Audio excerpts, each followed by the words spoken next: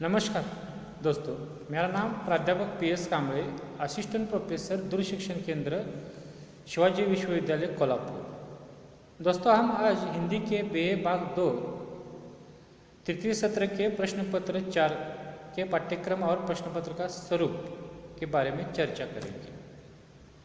इस पाठ्य पुस्तक का नाम है काव्यामृत। इसके पाठ्य विषय कौन कौन से देखते हैं। पठित दोहे एवं पदों की सटीक व्याख्या करना। जो दोहे हम पढ़ेंगे उसके सटीक व्याख्या करना। दूसरा है मध्यकालीन संत कवियों का कोई कार्य, मध्यकालीन संत कवियों का कार्य उजागर करना। मध्यकालीन जो कवि है, कबीर हो, सूरदास हो, मीरा, इनके कार्य जो है इनके काव्य का कार्य का उजागर करना। तीसरा मुद्दा है आधुनिक कवियों के सामाजिक संदर्भ स्पष्ट करना। और चौथा है आधुनिक कविता का समीक्षात्मक विश्लेषण करना। यानी कि 4 विषय है इनमें से। पठित दोहे एवं पदों की सटीक व्याख्या करना, मध्यकालीन संत कवियों का कार्य उजागर करना और आधुनिक कविता के सामाजिक संदर्भ स्पष्ट करना। और चौथा है आधुनिक कविता का समीक्षात्मक विश्लेषण करना। इसकी 4 इकाइयों में ये विभाजित है पाठ्यक्रम। इसकी पहली इकाई है मध्यकालीन काव्य। इनमें से पहला है कबीर के दोहे, 10 दोहे हैं। दूसरे अंक पर है सूरदास के पद, 3 पद है। और तीसरे अंक पर मीरा के पद। यानी कि इकाई 1 में मध्यकालीन काव्य में 3 भाग है। एक कबीर के दोहे है, सूरदास के पद है और मीरा के पद है। इकाई 2 में मध्यकालीन काव्य के अंक 4 में घनानंद के पद 3 है।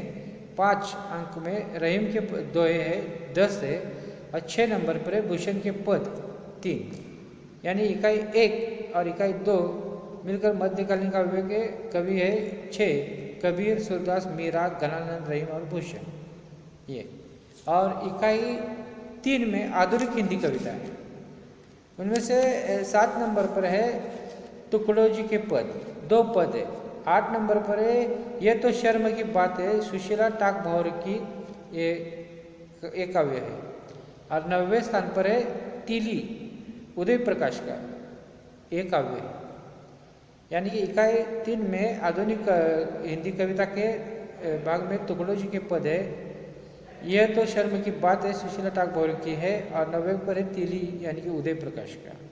और इकाई 4 में आधुनिक कविता के 10 नंबर पर है प्यार, सुधाकर मिश्र की कविता है। 11 नंबर पर है गजल, हस्तिमल हस्ती की। और 12 नंबर पर है लता की शायरी, प्रकाश भोसले की। इस तरह से दोस्तों इकाई 1, 2, 3 और 4 इकाइयों में ये पाठ्यक्रम विभाजित किया गया है। इसके पाठ्यक्रम पर प्रश्न पत्र का स्वरूप कैसा है, इसका अंक निर्धारण कैसा है, हम देखेंगे। ये प्रश्न पत्र का स्वरूप में इस प्रश्न पत्र में 4 प्रश्न होंगे। प्रश्न 1 पर समग्र पाठ्यक्रम पर 10 बहुविकल्पी प्रश्न होंगे। पूरे पाठ्यक्रम पर 10 प्रश्न है। प्रश्न 2 पर आधुनिक हिंदी कविता पर ससंदर्भ स्पष्टीकरण, 3 में से 2। यानी कि आधुनिक हिंदी कविता जो है उनमें से 3 कविता पूछे जाएंगे, 2 के उत्तर देने होंगे हमें, तो 10 गुण है इसके लिए। प्रश्न 3 पर पूरे पाठ्यक्रम पर लघुत्तरीय प्रश्न, यानी जो पूरा पाठ्यक्रम है उनमें से 5 में से 3 लिखने। प्रश्न 5 पूछे जाएंगे, 3 हमें लिखने हैं। कौन से पर मध्यकालीन काव्य पर 3 प्रश्न होंगे और आधुनिक हिंदी कविता पर 2। यानी कि पूरे 5 प्रश्नों में से हमें 3 प्रश्न लिखने होंगे। उसके अंक है 15 अंक, 15 गुण के लिए। और चौथा प्रश्न है समग्र पाठ्यक्रम पर दीर्घोत्तरीय प्रश्न। पूरे जो पाठ्यक्रम है 4 इकाइयों में बटे हुए, उसके अंतर्गत विकल्प के साथ होगा। मध्यकालीन काव्य पर 1 प्रश्न होगा और आधुनिक हिंदी कविता पर 1, यानी उसके गुण है 15। टोटल देखो दोस्तों कितना प्रश्न पत्र के गुण हो गए। प्रश्न 1 के लिए समग्र पाठ्यक्रम पर 10 बहुविकल्पी प्रश्न, 10 गुण है। और प्रश्न 2 के आधुनिक हिंदी कविता पर ससंदर्भ स्पष्टीकरण के लिए 10 गुण, कुल मिलाकर 20 हो गए। प्रश्न 3 में पूरे पाठ्यक्रम पर लघुत्तरीय प्रश्न पूरे पाठ्यक्रम पर लघुत्तरीय प्रश्न 15 गुण के लिए, यानी कि 20 और 15 यानी कितने हो गए, 35 हो गए।